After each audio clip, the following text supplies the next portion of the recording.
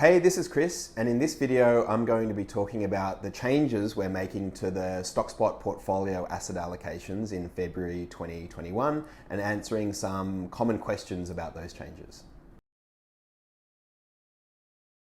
So the goal of the Stockspot portfolios is basically to earn you the highest possible return for the lowest amount of risk. We're trying to combine those two factors to give you the best possible result.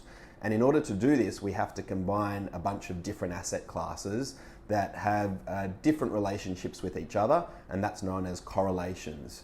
In the Stockspot portfolios, we own Australian shares, large global shares, emerging market shares, gold and government bonds, and based on how much risk you should be taking, we give you a different combination of those shares. Ultimately, we think the world is very hard to predict always, so we don't try and predict what's going to happen in the next 1, 2, or 5 years, but we try and create asset allocations that are prepared for different types of scenarios. Whether that is a world of higher inflation or low inflation or deflation, whether it's high interest rates or low interest rates, high or low employment. Nobody really knows where these factors are going to be into the future, so making sure you have an asset allocation that works for any of these scenarios is critical. So something that differentiates Stockspot from other fund managers and asset allocators is that we don't believe that you need to make changes often to your portfolio.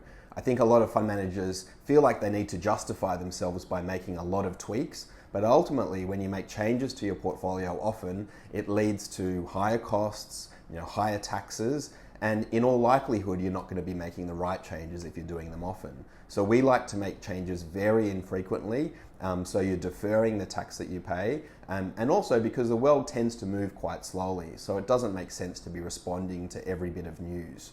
When we do make changes, the reason is typically because either the characteristics of return and volatility of the assets have changed, and volatility is the risk, the ups and downs that they're having, or the relationship between assets has changed. So generally what you find is shares and bonds move in opposite directions, but if that relationship changes, it may justify having changes to the asset allocations. So in February 2021, we're making 3 changes to the Stockspot portfolio allocations. I should point out first that in 7 years, we've only ever made one change before this. That was in November 2017, when we increased the defensiveness of all of the portfolios. We actually increased the weight of Australian government bonds, and we increased the weight of gold.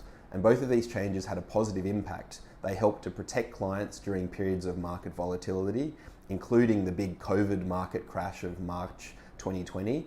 And this didn't lead to any sort of sacrifice of returns. So the Stockspot portfolios have still had exceptional returns over the last 1, 3, and 5 years and outperform a lot of funds out there. And so taking less risk didn't actually harm returns. So the first change we're making is across all of the Stockspot portfolios, we're reducing the allocation this time to Australian government bonds. Now something we noticed last time we made changes in the end of 2017 was that government bonds and shares were starting to move in the same direction rather than the opposite direction, and so the defensive characteristics of government bonds were starting to erode or disappear in the current context. Now this is something we continue to see, only now there are some additional risks of owning government bonds because as interest rates have fallen and are now approaching zero, any signs of inflation could actually harm the returns of government bonds, and they still wouldn't have the ability to diversify or reduce risk against Australian shares. So we think now, because of these factors, it's the right time to actually be reducing our exposure to Australian government bonds. Now the first place we're putting some of those funds is into gold. Now we already increased the gold allocation at the end of 2017, and this has had a very positive impact on the portfolios. Gold has had excellent returns since then. The reasons why we put extra funds into gold then have only been exacerbated recently, with interest rates at zero and governments around the world printing money basically to reinflate their economies. The risks that exist for government bonds can actually be partly protected by owning some gold, because while interest rates are zero, gold provides additional protection for your portfolio. because it will actually respond more positively than government bonds if there is inflation. So we think gold is an even more important defensive asset in portfolios now, because it has more of a negative relationship with Australian shares, which is a good thing. And actually it's more likely to protect you and protect the value of your money if there is inflation. The third change we're making to the portfolios is actually increasing the weight to emerging market shares. Now, emerging markets actually have had a really tough period of performance for the last 10 years. They've hugely underperformed global large cap shares and particularly US shares by an enormous margin. However, there are some positive attributes of emerging market shares in that if there is an increase in inflation in the world, emerging market shares are likely to help protect the value of your money better than other asset classes like US shares or government bonds. So the reason why we're increasing this asset is that it will help protect against the potential for inflation where other assets won't be able to do that. And we think these three changes that we're making, decreasing government bonds, increasing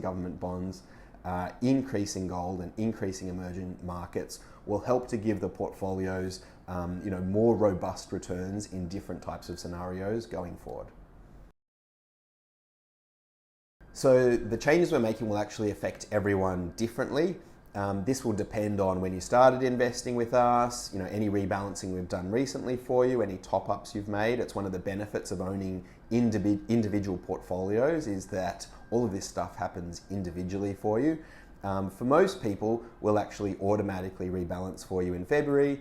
For some people, we'll allow new top-ups that you're making to effectively do this rebalancing for you, which is more tax efficient.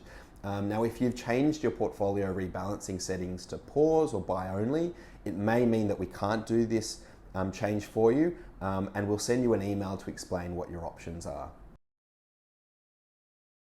So again, the tax implications of these changes we're making will affect different people in different ways, depending on when you started investing and other factors like you're topping up.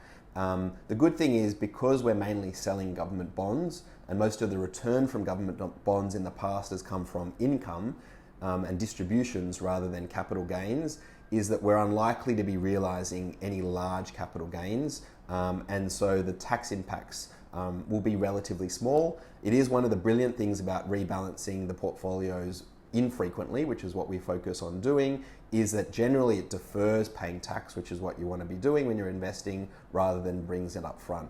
And so it is something we're always conscious of. We want to be deferring tax for our clients as much as possible, and by rebalancing less frequently, it's doing this already.